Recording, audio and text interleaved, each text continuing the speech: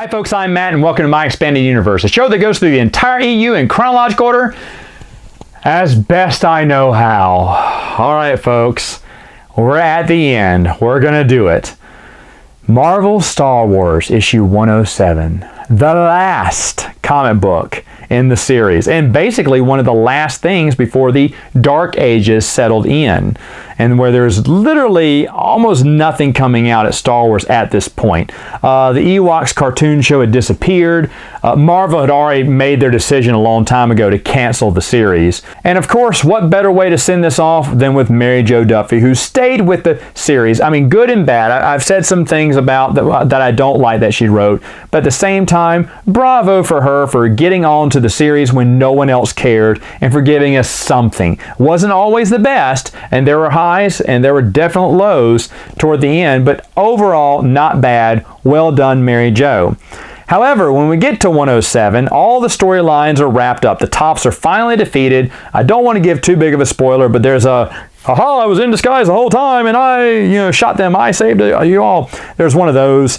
Lamaya is, we think, killed. Actually, she's hit from behind, struck from behind. You see her hand. Maybe she's dead. Obviously, she's not. We know that from reading the other comic books. But they do not say she's dead in the comic book either. They just took her out. And so, her storyline's wrapped up. The Toffs are no longer a threat now. The Nagai are not a threat now. Everything is over. This thing ends. And when I say ends, it just ended. Like the last page. They shot the lead Toph and then, it was me. We did it. Yay! And then that's the end. It's like, wait, what? That was the ending for 107? Now, it is possible that Mary Jo Duffy was ready to go work on something else, and she's like, oh, this is the end? Okay, well, I'll wrap up the storyline. That'll be it. It wasn't like some big, them all looking at the stars hand in hand and going, the world is ours, or today this planet, tomorrow the galaxy, or something like that. It wasn't really that epic. It kind of ended on a wah-wah. Okay, end of the storyline, done, next, cut, print, moving on. So it's kind of anticlimactic that it was the final one. Now the cover shows everyone on there. In fact, Chewbacca looks like a dog. He looks like a dog through the entire comic book. Leia's basically in a ballroom gown the entire time through the issue, and Luke's hair is literally down to here. Like all of a sudden, the guy never cut his hair, so his hair is just really super long. Why? It's like no one even cared to, at least make them look halfway like their movie characters now. It's just really sad to see things end that way. Overall, it's the series with the Nagai wasn't bad at all. In fact, if you want to, read Jason Fry's Guide to Warfare, because he fits the entire Nagai invasion together in one fell swoop in that book. And I love this. This is the best thing I loved about Guide to Warfare. When I was reading it, I remember I was reading that guide at my little nephew's baseball game. I went to his baseball game, and when he wasn't at bat or maybe sitting on the bench, I just whipped up that guide and started reading. And I remember I was really into this. I was like, oh wait, this explains the Nagai invasion. Like, well, Matt, they never mentioned the Nagai invasion in the books. Is that a contradiction? No, it happened. It took over the span of a few months to place within the timeline, and it was over and done with. In fact, this is beautiful. Jason Fry calls it the Forgotten War, because it happened, then it was gone. It's a flash in the pan. It was a big invasion that just ended like that. It's kind of like some of our smaller battles.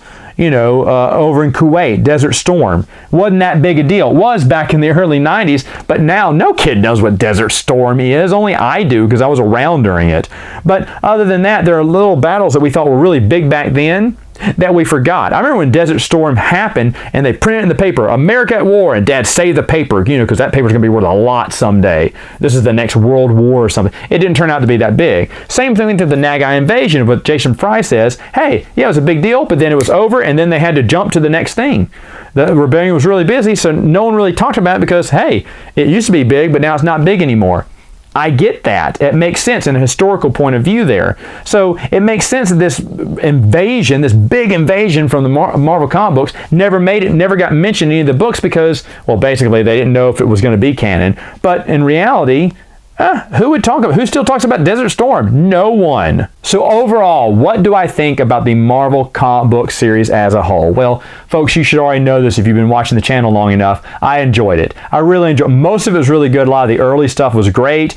Some of the stuff between Empire and Jedi was very creative, and post-Jedi, there was a lot of good stuff to love, even though the series did take a turn, though, being way too cartoony at times, silly and pointless in some issues. The adventures were you just couldn't get into them. Some of the side characters they had were very interesting, while others were boring, and I could not stand them. I actually like Zeltrons. I like the Nagai. I'm not a big fan of the Toffs, but they're not bad. I just don't think they're that interesting.